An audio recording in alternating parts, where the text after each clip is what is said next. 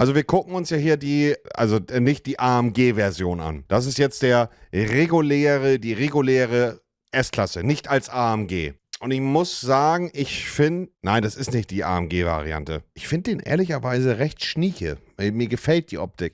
Ich finde, das Einzige, was ich jetzt an der Front zu kritisieren hätte, ist, dass es mir eventuell, man muss ihn sowieso immer noch mal im Real Life sehen, ein bisschen zu viel Sterne vielleicht ist. Sprich, du hast hier im Scheinwerfer die Sterne, du hast hier 97 Millionen Sterne,